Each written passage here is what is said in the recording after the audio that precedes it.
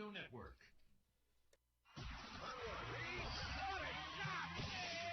This is a proud presentation of Southeast Missouri's ESPN Radio Sports Network.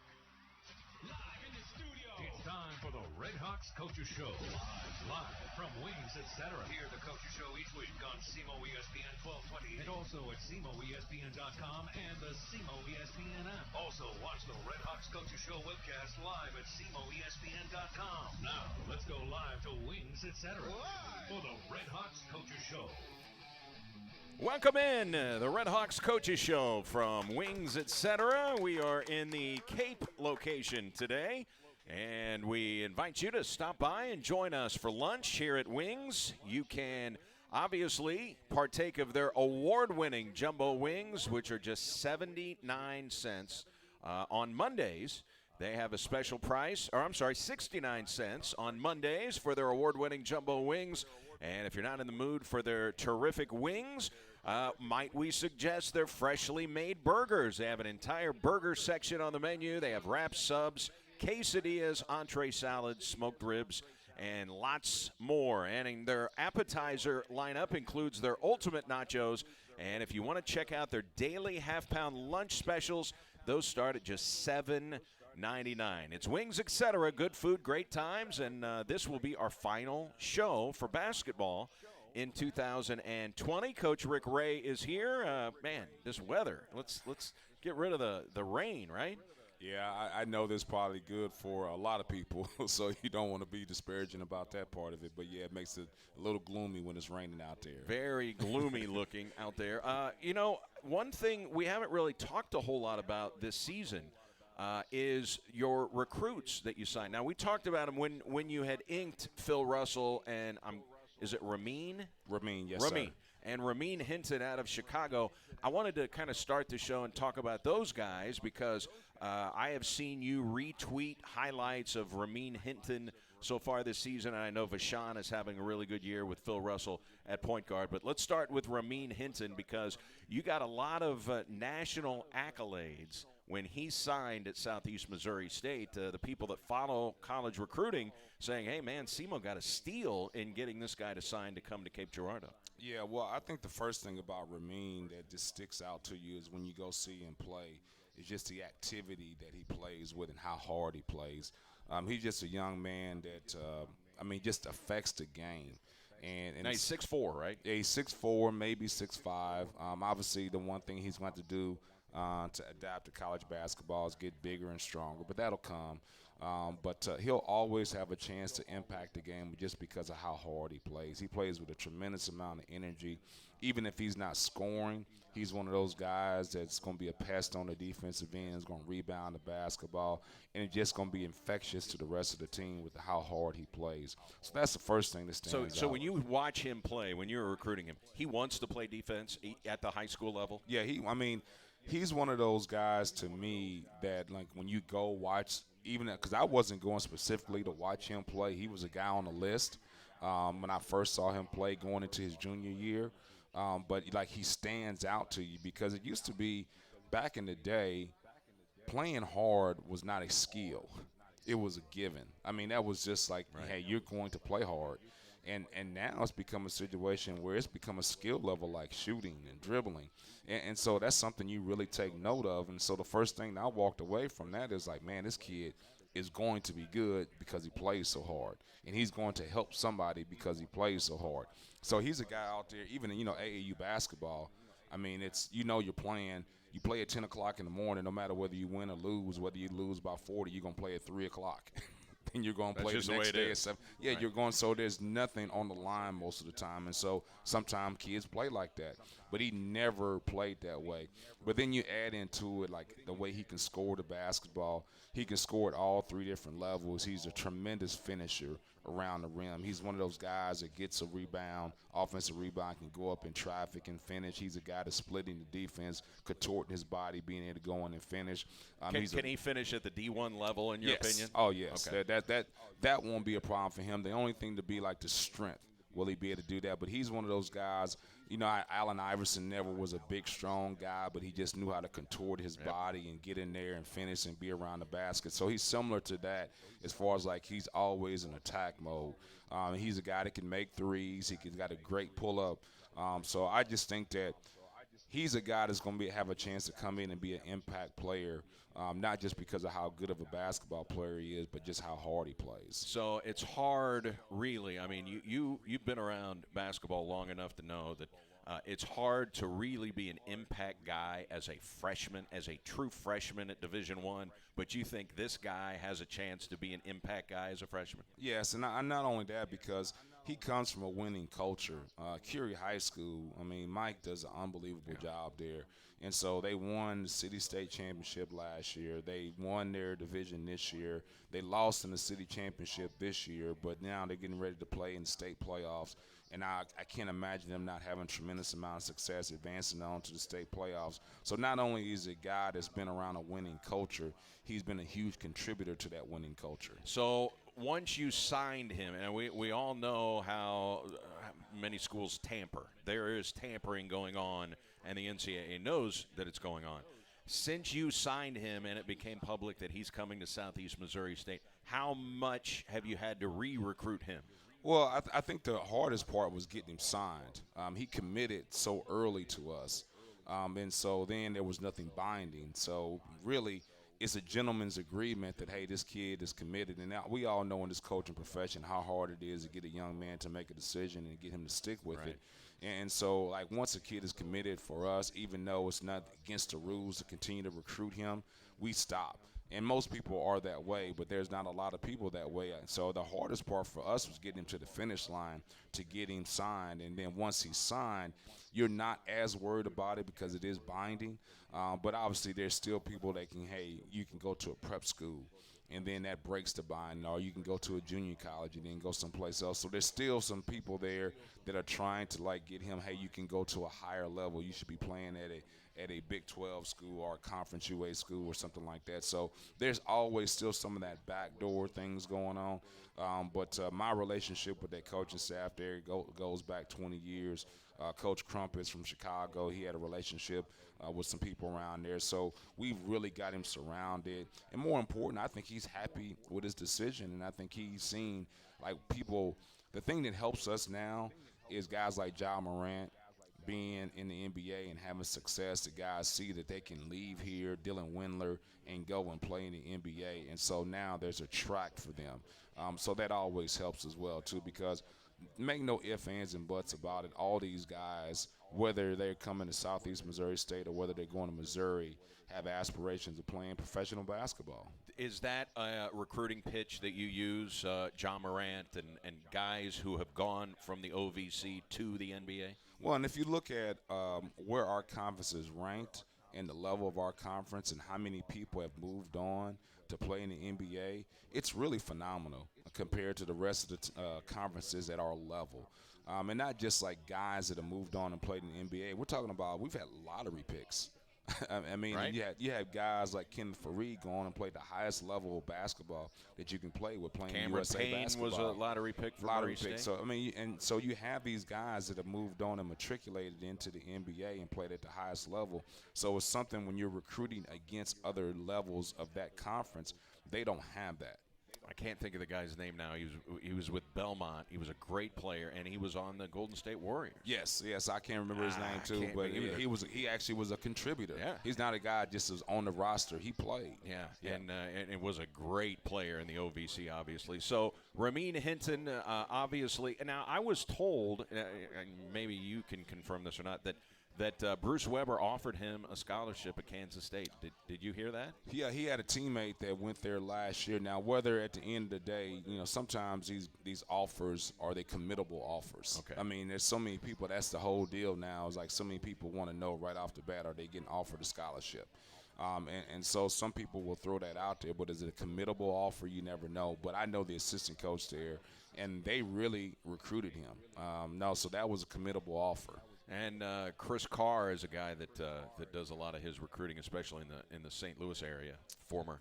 SIU. Chris Saluki. Lowry. Or Lowry, what did I say? Chris Carr, yeah. Well, Chris Carr who played was in the a NBA, too. Great player for Southern Illinois, and, yes. you know, with all due respect to Kobe Bryant, all right, I mean, I was obviously, because I went to SIU, I was very engaged in that slam dunk contest that Kobe won as a rookie. Chris Carr beat him in that slam dunk. I'm sorry, but Carr had a better slam dunk. I would agree. I think the name meant a lot in that so situation. Too. How about Phil Russell? We talk about names. He plays for a storied program. Vashon is one of the greatest programs in the history of the state of Missouri in terms of boys basketball. Yeah, I mean, you just already touched on it, but I mean, Tony Irons and what he's done with that program, and obviously following up in the tradition of his father, who was, Floyd was a great coach, had a tremendous amount of success there, and for him to take on that mantle and follow in his father's footsteps was just hard to do.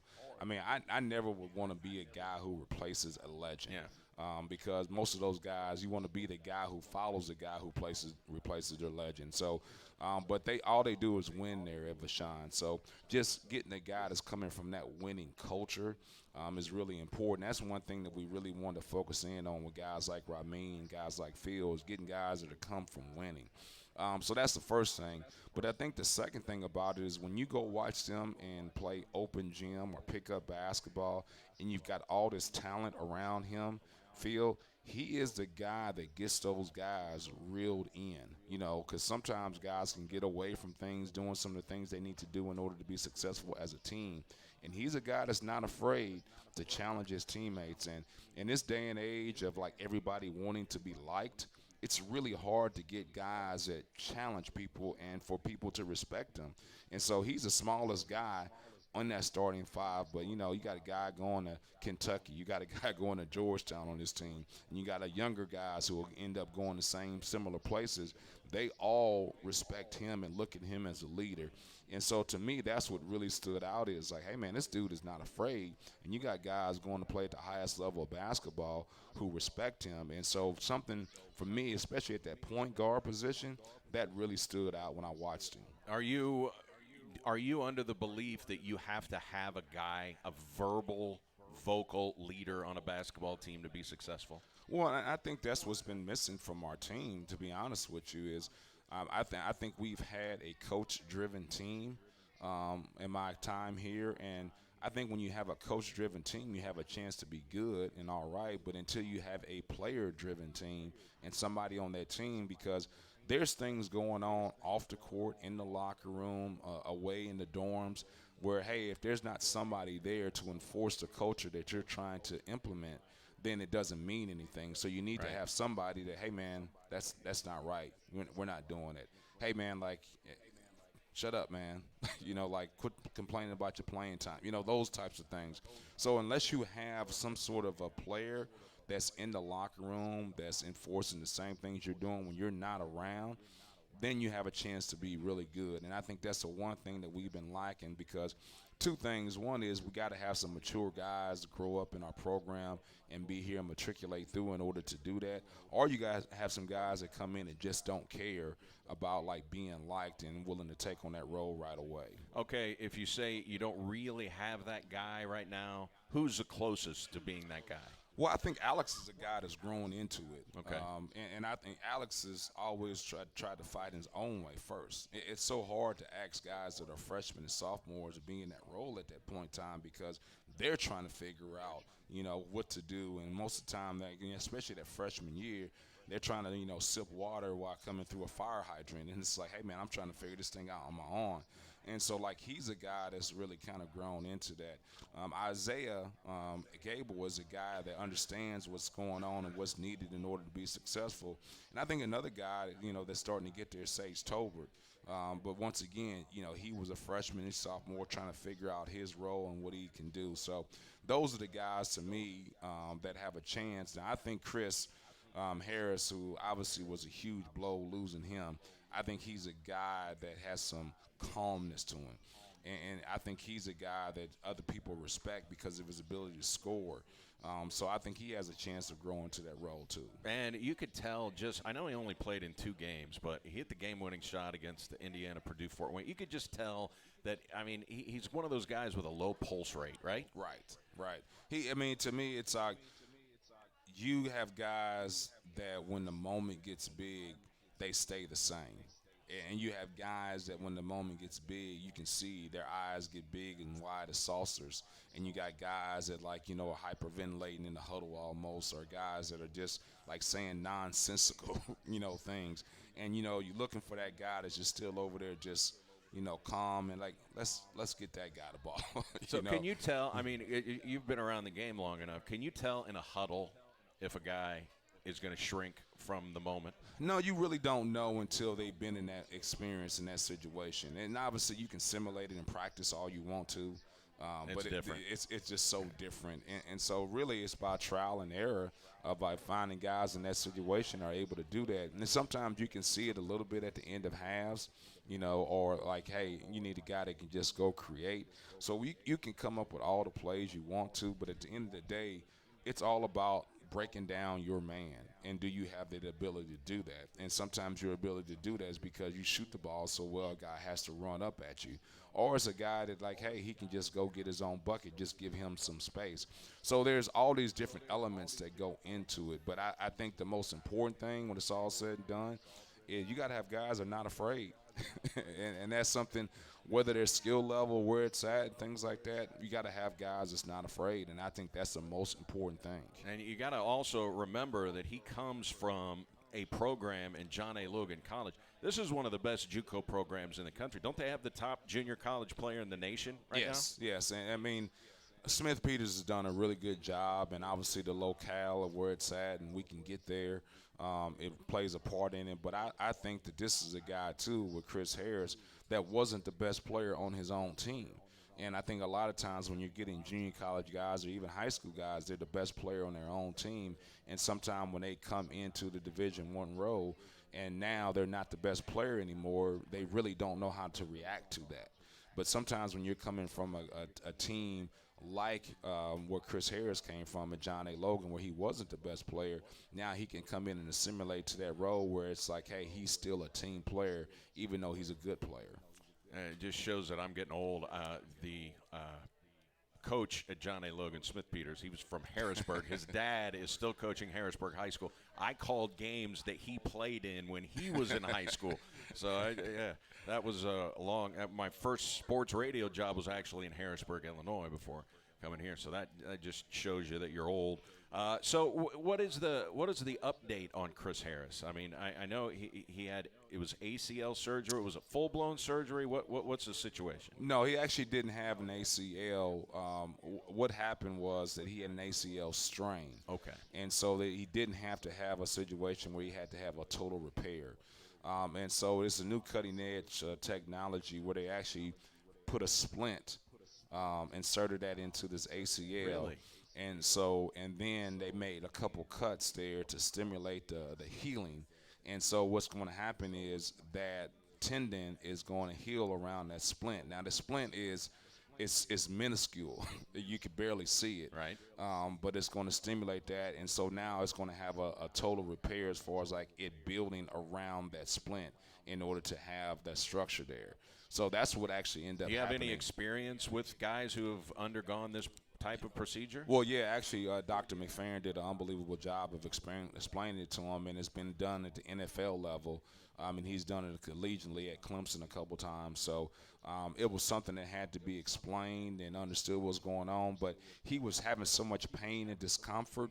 Really, they didn't know for sure what they were going to find because it was what the MRI showed, and then also what the X-ray showed, and then what he was experiencing as far as pain. So they thought it might be something where there was a little piece of cartilage, or hey, maybe the meniscus is torn and it just didn't show up on the MRI. So they really had to go up in there with the scope and find out what was going on. They knew the part about the ACL, but it wasn't something that needed to surgically be repaired.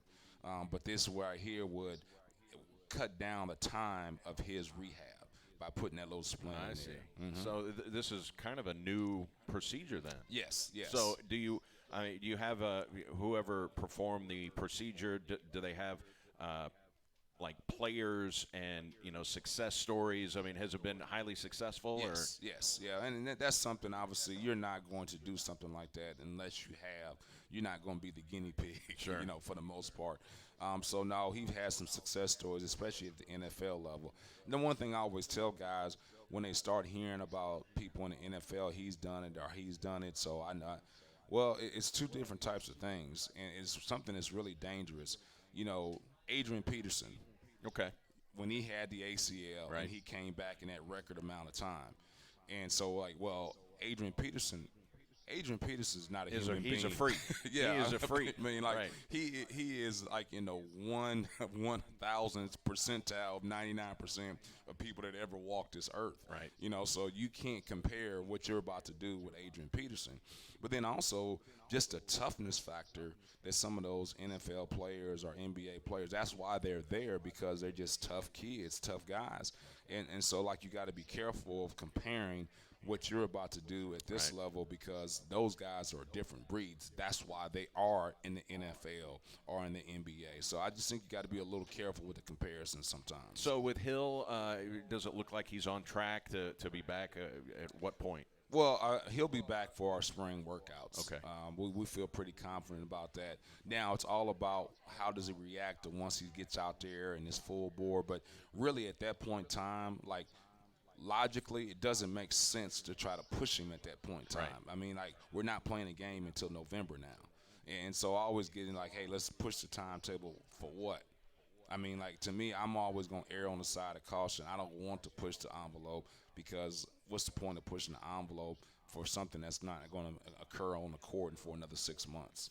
All right, so other injury notes, Darius Agnew has been able to give you some minutes, but I'm guessing he's not 100%. Yeah, he's not 100%. He still doesn't have the stability that he had beforehand, and that's going to be something for him in the offseason that we're going to have to really work on his core muscles around that knee. So he had surgery previously at junior college, and I don't think they did a great job with his rehab. It was they had the surgery, and then he was just it came meniscus back and he played. had? Yes. Okay, so yeah. he's already had this. He's already particular had that surgery. type of deal, and so I think they didn't give him the proper rehab in order for him to get back on the court. It's just they had the surgery, they waited, and then he just went out and played. But you obviously can understand the resources that they have at East Mississippi compared to a Southeast Missouri State.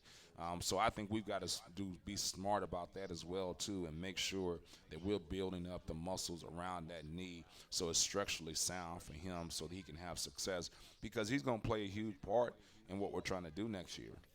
I would be amiss if I did not talk to you about it. You were next to me after I think it was a Jacksonville game on Thursday, and I was just shocked that Murray State had a 27-point lead with 11:45 to go and ended up losing to Eastern Illinois. But your thoughts on that, because it was all over SportsCenter. I mean, it was national news as the 6th greatest comeback in the history of Division I men's basketball. Your thoughts on Murray being up 27 with 11:45 to go and losing on a shot at the buzzer? Yeah, well, first of all, as a coach, and we're all in this profession, and Matt, to me, has been one of the great guys in this business in the OVC as far as reaching out and keeping in contact. So I just think he's a tremendous person. And there are a lot of guys who are phonies in this business too. Yes, no question about it. But I think he's really genuine. So you hate to hear it, especially when you're in the throes of trying to win the OVC title, to have something like that happen. But it just goes to show you, college basketball, you are in complete hands of guys that are 18 to 21-year-old guys, and they have these type of meltdowns and these types of not being prepared, and there's something going on. And then once, it starts happening, it's like an avalanche. You just can't stop it. It's hey, man, what can we do to stop this bleeding? It's got to be a helpless feeling as a coach. Yes, and you can call timeouts and you can try to calm guys down, but I mean, it's just one of the rare occurrences that happen. And now everybody talks about basketball as a game of runs. And it truly is. But, what can you do to stop the run? You can call timeouts. You can make substitution. You can change defense, do something different offensively. But when the other team gets it going like that, it's sometimes you just like feel helpless. I mean, they said in the final 11:45 that Murray was outscored 40-10.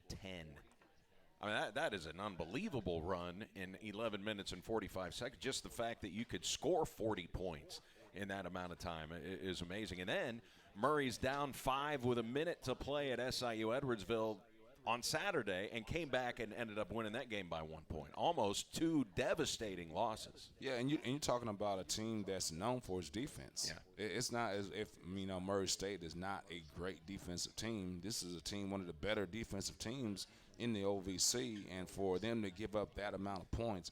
But I tell you this, Eastern Illinois is a scary team because they don't play traditional, well, I shouldn't say traditional basketball, but they don't play basketball with the way it is in this day and age, which is just a lot of ball screen and then sometimes a lot of isolation.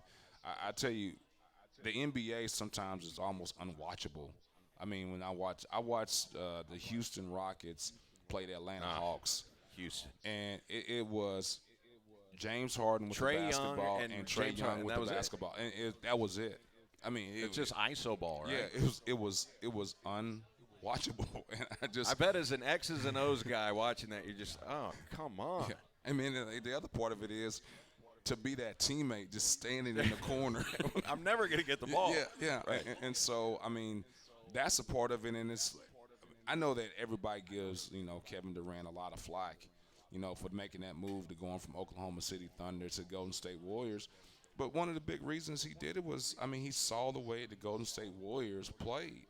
And obviously they were winning at Oklahoma City, but he was just tired of standing there watching, Russell Westbrook pound the air out of the basketball, and it wasn't fun. And so I think everybody just thinks that he jumped ship to win a championship. But if you really listen to him, he was just tired of the way they were playing. He just wanted to go someplace where they played basketball, where it was fun, where it was ball movement, player movement, ball was being shared. But you watch some of these games, like that so-called usage rating that they're using now, I mean, it's unwatchable. To just sit there and watch a guy pound the ball, And then the hard part of it is then your players, high school, college. Then they want to be James Harden. They see that and they think that's the way, basketball is to be played, and it's not. It's just not the way it should be played. Now, I know NBA is a whole different level, and I talked with my former, college coach, Nick Nurse, about, some of the things with Toronto Raptors, and, to me, quietly, they're having a good year, even without Kawhi. I tell you what, he has done a phenomenal job, and if you actually watch the Toronto Raptors, he does things that he'll start just running a triangle and 2 at the end of the game, or he'll start just playing zone or box and 1, or he'll start trapping something, and it's just like, hey, I'm just going to screw with people here. I'm just trying to knock them out of their rhythm, because that's what defense is all about, is knocking people out of their rhythm. If you got a great quarterback, the only way you can knock a great quarterback out of his rhythm is get pressure on him. That's the only way you can do it. And so that's what basketball is about defensively, sometimes just taking people out of their rhythm. So you describe Eastern Illinois as a scary team. I think Murray would agree with you. And then Austin Peay. 48 hours after the big miracle comeback, then Austin Peay is all alone. They're looking good for a championship, and they lose at Eastern Illinois. Man, they came back and beat Austin Peay. This is one of the hottest teams in the OVC that comes to the Show Me Center Thursday. Yeah, and they're scary for this reason. I want to make sure people understand this. They don't isolate. They don't hardly set any ball screens. Everything is your old school Bobby Knight motion, where everything is off the ball. It's down screens. It's being able to read down screens. It's a flare screen. It's a back screen. And you may have to guard all these actions in just one possession. It's not, hey, where I know that I'm going to have to guard this ball screen or I'm going to have to guard this set. But with them, it's just a whole bunch of movement, but the movement is beautiful in the way it's set up, because they actually have guys like Josiah Wallace who can actually read screens. They have guys like Smith, who can actually read screens. And so if you're chasing, they know how to tight cut. If you shoot the gap on the screen, they know how to fade cut. And so the guy who also knows how to play that way is the passer, being able to deliver the basketball. So it's a very difficult scout prep because most screens are not involving off-the-ball screens these days. They're involving ball screens. Is it an advantage for you that you are so familiar with the Bobby Knight motion offense? You've had success in your time here against Eastern Illinois and Jay Spoonhour. Is that an advantage because you are so familiar with the motion offense? Yeah, I think so, and I think part of it, though, is trying to understand what people are trying to get out of the motion offense. When I was at Indiana State with Royce Waltman, our motion offense was more about not getting shots off the screening action. It was about creating driving opportunities off the screening action, whereas at Jim Cruz at Evansville, his motion was about getting shots for his guys that can shoot the basketball. So it's different types of motion, and I think what ends up happening is you can't consume yourself with the screening action. And what you have to do is you consume yourself with the basic principles of basketball. And that's what we always try to make sure our guys do. And so don't get involved in what type of screen that was. Are you jumping to the ball? That's the first thing, because if you jump to the ball, you're not going to get screened. The second thing is, are you staying ball you man? If you're not ball you man, that means that you ended up getting screened on some sort of a tight cut, or you got back screened and now the guy slipped in front of your face. And the other part of it is like those two things, like, hey, rely on that. Are you staying ball you man? Are you jumping to the basketball? And then the most important thing is just like talk. It bothers me to no end when people are trying to call out the type of screen it is. Don't care about that. Bobby, Ricky, like if you're walking down the street and somebody says Eric, you turn around. But if somebody's walking down the street and somebody says fire hydrant, you're not moving. Yeah, because you might be about to walk into a fire hydrant, but obviously if you knew that, you wouldn't walk into the fire hydrant. But if you say Eric, you're gonna stop. And so I was like, hey, just say his name. That's all. Don't try to call out if it's a flare or downstream. Just say his name, and then it's for him to figure out how he wants to get through the screen. So I just think that we would kind of rely on principles and try to not worry about the screening action. And when you played at Eastern Illinois, you had the basketball final possession. I'm sure you've already watched it a million times. But you have the basketball, an opportunity to get the last shot off, maybe a game-winning shot, and it was a contested shot that just barely hit the rim that would have won the game. You had a game-winning shot in the air to beat them, and they beat you by 2. I mean, it was a good game. Yeah, I thought we did a really good job. And, I mean, if you look at the way they've been scoring the basketball, I mean, we held them to 61 points. We did a really good job as far as the field goal percentage. Then they just scored 95 against UT Martin 2 days prior. Yeah, they only scored 61 against you. And just got done scoring 80-something, I believe 85 against Austin Peay on Saturday. So, I mean, we've done a good job against them defensively. We just got to figure out how to get over that hump at the end of the game in order to, have game-winning possessions at the end. Does anybody get more success out of undersized bigs than Eastern Illinois? They always have a good undersized big man, post player. And I think what Jay is done, and I know this, everybody wants that 6'10" guy. Everybody wants that 6'9" guy. And what he's done a good job of is, hey, I'm going to go out and get a good basketball player, and we'll figure it out. So, yeah, I'm sure Jay wants a 6'10" guy or 6'11" guy that's really good. But are you going to take a 6'10" guy that's not good, or are you going to take a 6'5" guy that can actually help your team and figure out what to do defensively and offensively with that good player? Having a good player is more important, and I think Jay's figured that part of it out. And I think he's done a good job just because of the facilities. I mean, how do you recruit to that place? Yeah, I mean, it hasn't changed. I mean, we played Indiana. When I was at Indiana State, we played Eastern Illinois every year, and just like the facilities haven't changed one iota since that point in time. And, I mean, they had players. I mean – Henry Dahmercan and Kyle Hill. I mean, they had some really good dudes. That Kyle Hill, to me, might be one of the most underrated Division I basketball players I've ever been around. I mean, he was a phenomenal player and unguardable. I mean, he was one of the few guys we would show tape on all the time in the future of just going as fast as you can and stopping on a dime and getting to his pull-up, at 15 feet, 17 feet. And it was unguardable because he was good enough that you had to respect it. He could go by you, and so you start to give that ground because you don't want to let him get to the rim. And then all of a sudden, he's up and popping and shooting the basketball. That run of some of the wings that they had there, were really, really good. Yeah, and Henry Dahmerkane is one of the greatest scorers. Totally different player than Kyle Hayes. Was not as athletic as Hill. Nowhere but near could as score. athletic. Yes. Could really score. All right, we'll take a quick timeout. We'll talk more about Eastern Illinois and talk about the Red Hawks' road trip to Jacksonville and Tennessee Tech. We'll step aside here from the Coaches Show. We're at Wings, etc. in Cape Girardeau, our final basketball coaches show of the season on SEMO ESPN. Ever hear you should see a doctor? What they usually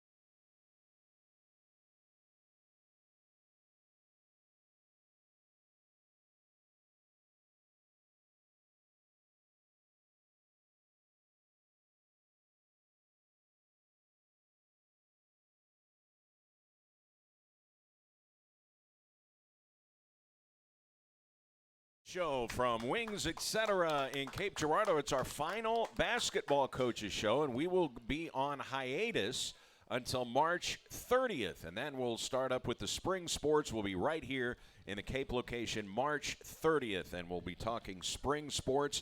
The Red Hawk basketball team just went on the road and dropped games at Jacksonville State and Tennessee Tech. Coach Rick Ray, our guest here, as always, the Jacksonville State game. Your thoughts on that one? Yeah, I thought that Jacksonville State did a really good job of taking away some of the things that we were trying to do on the offensive end. And then I also thought that we were right where we needed to be until the final stretch of that. I thought there were some crucial offensive rebound opportunities that they got, some loose ball opportunities that they got that we did not get.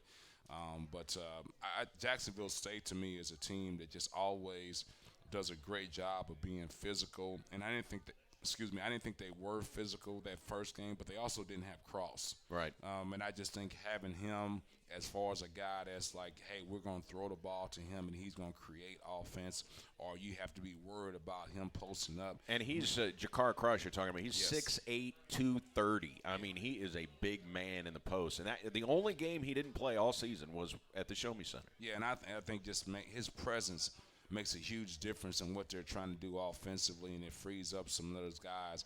But I think the one thing that, we sent them to the free throw line way too much. I thought that's where the ball game, when it's all said and done, was lost. I can't remember 27 free throws. They were 20 for 27. And then Ware really got to the free throw line and caused us problem. And to me, that down the stretch there, it was always in shot clock situations where there was under 10 seconds, 5 seconds on the shot clock where we would foul.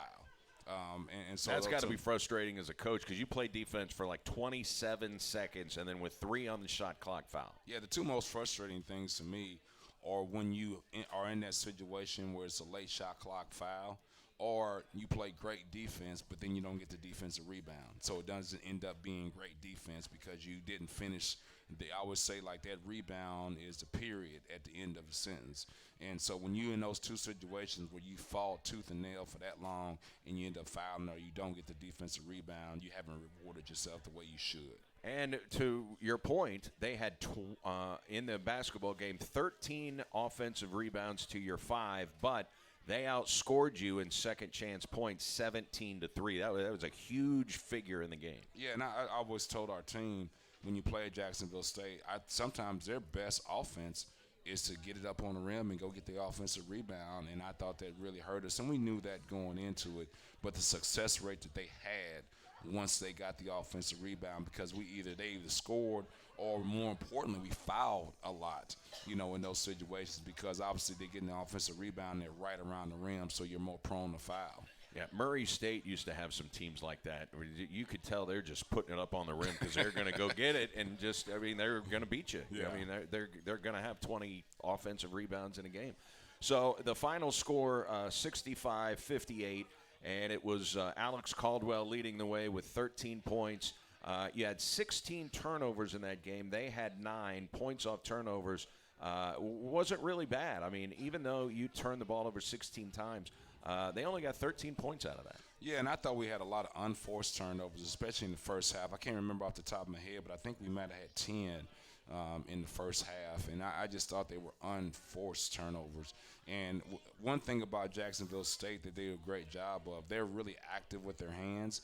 And so when you drive the basketball, either at the beginning of the drive or the end of the drive, they're raking. They're not coming in trying to stop the ball. They're trying to get the ball. And those teams are a little different. It's kind of a philosophy of like a football team where teams are trying to strip the ball when you carry the football. So I just thought that we need to be better being strong with the ball at the beginning of the drives especially. And I know it had to be frustrating, the loss at Tennessee Tech. The final score 71-62 because you had the lead. You're in this game with 4 minutes to go. I mean, it's a tie basketball game, and I think they scored on 8 straight possessions there inside the 4-minute mark. And you and I talked after the game, and maybe fatigue entered into it a little bit. Yeah, I think so. We had some of those guys that were playing so well for us, both on the offensive end and the defensive end. I mean, we really did a good job defensively at the beginning of the second half, and there was a stretch there where nobody was scoring. I thought it might have been a point where it was 37, 34, something like that, for it seemed like 8 minutes on the clock where nobody was scoring.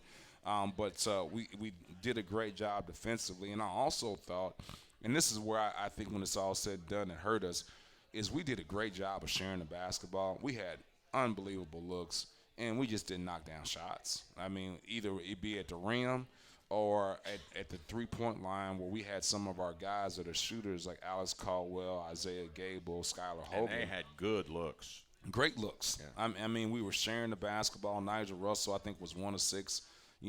From the field, maybe 0 of 5 from the three-point line, where we had some really good looks, and he's been shooting a really good percentage for us from the three-point line, and we just didn't knock him down. And so, to me, I thought, obviously, we got to get stops down the stretch, but I thought we had a chance to, really take the lead or extend the lead, and we just missed shots. So they end up shooting 50% in the game, but I bet you that shooting percentage was at about 42% until those final 8 possessions where they scored on every one of them. Yeah, I would agree. And one of the things that happened was just on a regular ball screen defense, and Skylar Hogan's been so good chipping the ball screen at the end.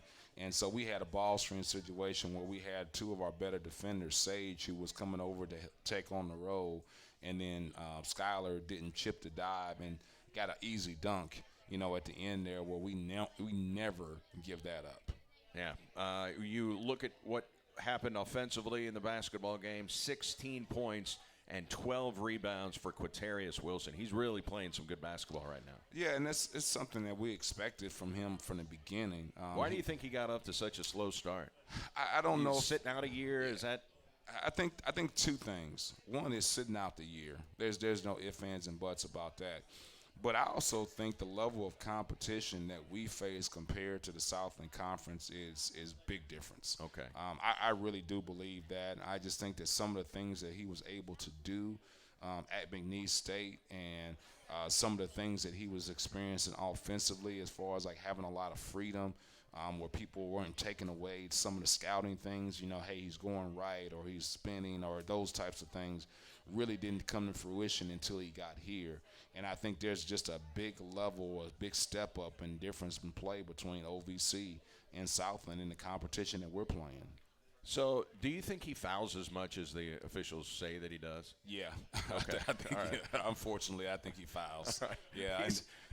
I just love his reaction though when he's called for a foul. I mean, it's just everybody reacts differently, and then there's always that one guy who's hands up, what, Yeah. and clearly he just he's whacked lucky the he guy. didn't draw blood on the play. And what you try to do is we have OVC officials come in, practice leading up to it. And obviously we as coaches, we're blowing the whistle, and he always thought that we had an agenda or we were, calling fouls. And then we had the officials come in, they were calling fouls. And then you start off the season, I say, hey, man, like it's consistent, Right. We as coaches, we're calling the fouls. We had OVC officials come in for scrimmages and practices and call fouls.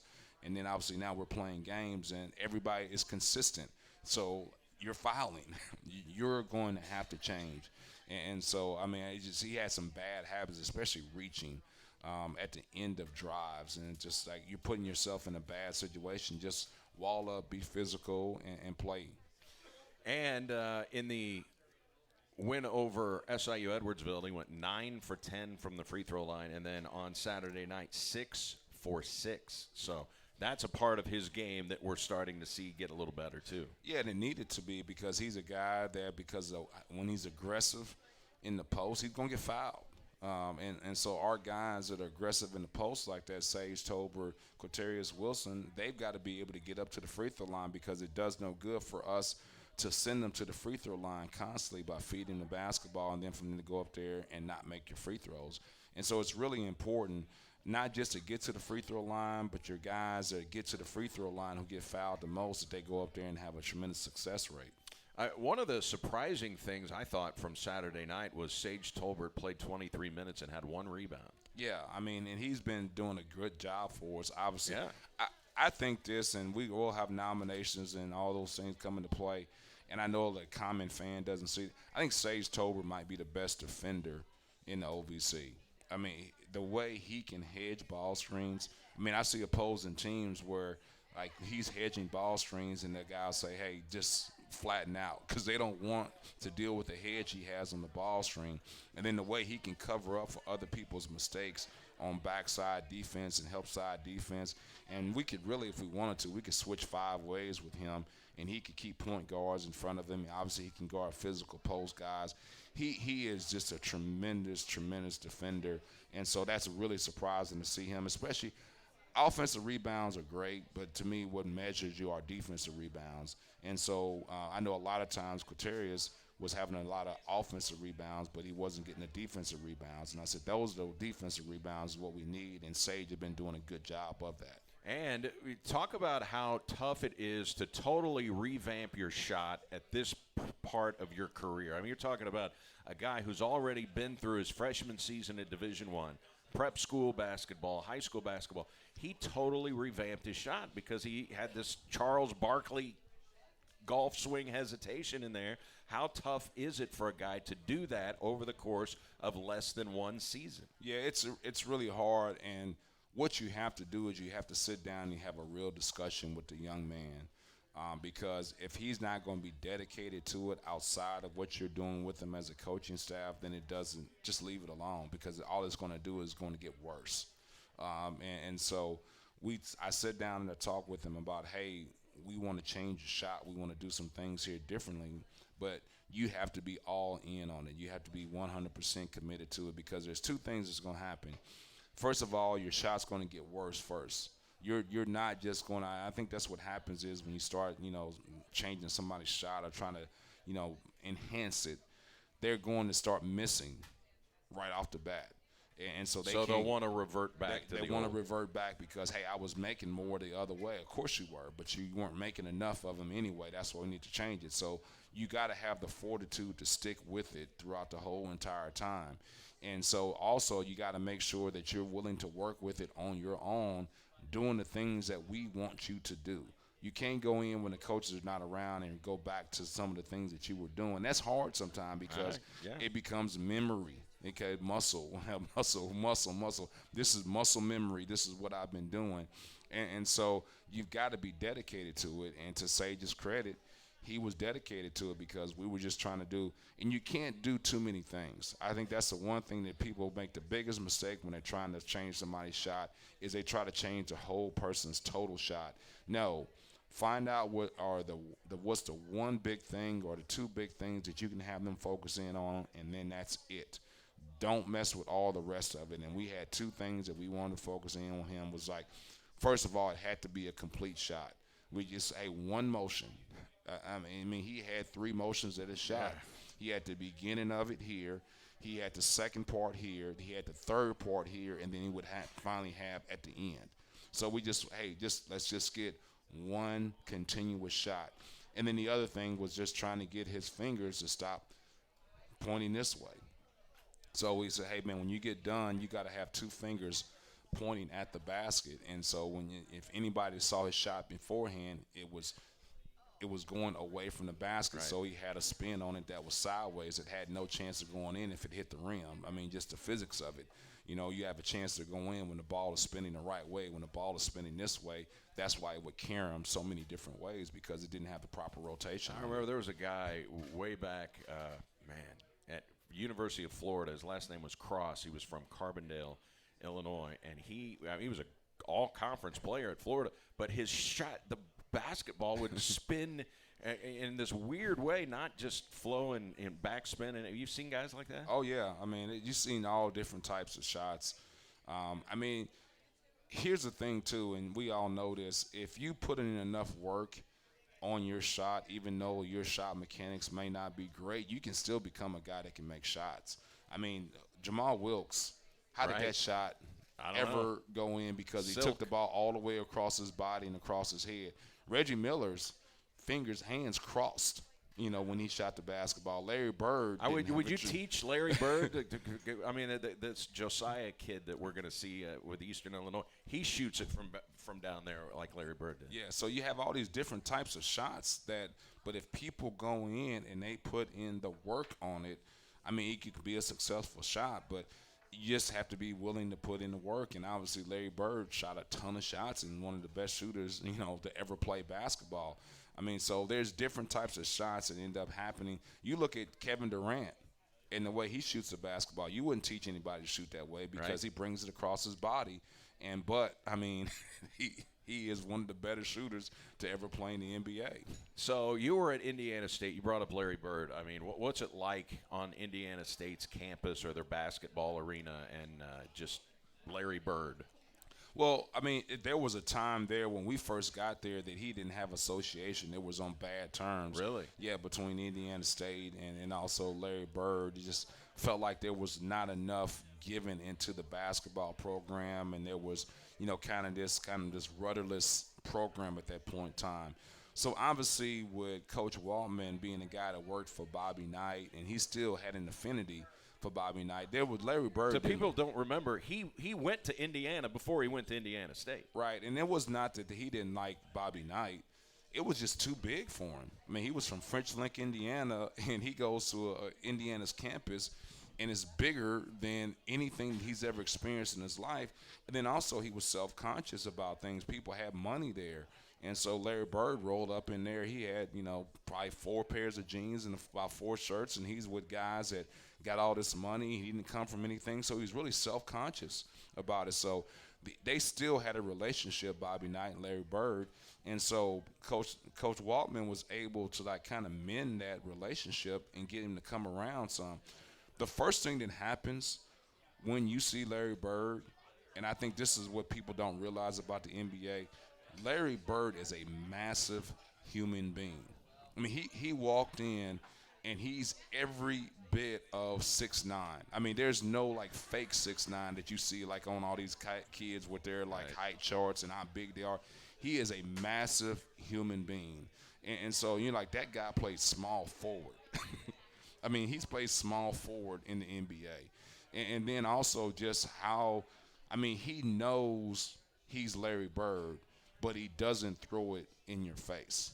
I mean, he just I just want to kind of hang out here and be left alone. And so, it was really phenomenal to get a chance to be around him in that point in time. Now, he's not going to sit there and have a conversation with you and go back and forth on it. But there's people that he obviously knows there from Terre Haute that he still has a relationship with, that you get a chance to see him kind of go into his element where now he's just being Larry Bird. Did he ever come to practice to the gym and get some shots up? No, he never did anything as far as like shooting. But I mean, we had an opportunity to go over because he was obviously with the Indiana Pacers at that point in time. So we were able to go over and watch a practice. We would let us practice over there if we are getting ready to play Butler or something like that. So, you know, we had those connections there where it really came into play. And then they came back and they honored that 79 team when I was there. And so they had all those guys that were back, Carl Nicks and those guys like that. So it was really fun to be around and just the nostalgia of being in his presence.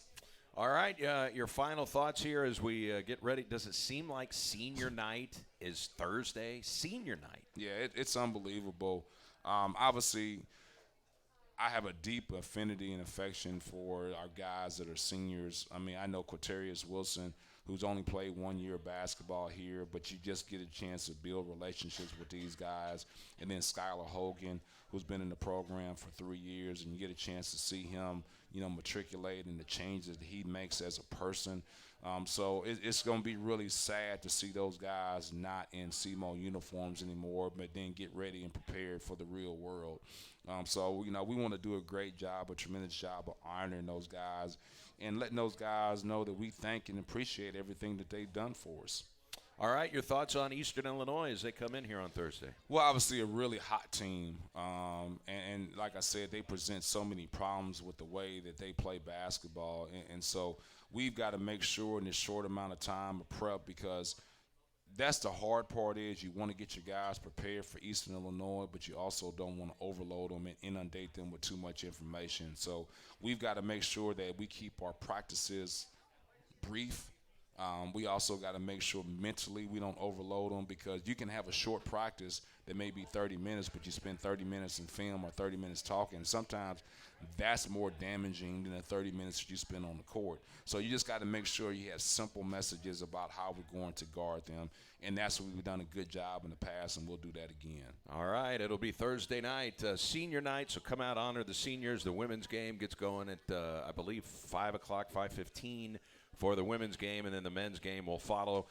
This is our final basketball coaches show of the season, and I know it fits in from noon until 1 on a Monday when you would have gotten way more recruiting mileage going if you didn't have to, you know, sit with us for an hour. So we appreciate all of your time all season, Coach, and we'll see you Thursday night, and thanks so much for being gracious with your time. We appreciate it. Well, thank you very much, Eric. And let me say this. You make this thing easy. I've been doing this for a long time, and as an associate head coach and a head coach and assistant coach. And sometimes, you know, like when you just focus in on the basketball part of it. And so just having like a situation where you make this thing easy has been great for me, so I appreciate that. Appreciate it, Coach. Thank you so much for your time. That's Coach Rick Ray. That's going to do it. Thanks to Mike Rennick. He's our chief engineer on site. We'll get you back into ESPN radio programming. First Take Your Take coming up from Wings, etc. We'll have our next coaches show on March 30th. It'll be right here, and we'll be talking about the spring sports. So an opportunity for us to take a few-week hiatus. And don't forget, Thursday and Saturday for basketball. The Saturday games will be at UT Martin. So this will be the final home game of the season for the Red Hawks. And don't forget about Red Hawk baseball this weekend. They will host the Ohio University Bobcats in a 4-game series. So for Coach Rick Ray, Mike Rennick, Eric Shawn saying so long, everybody, from the Coaches Show here at Wings, etc. Southeast Missouri Sports Authority, KGIR.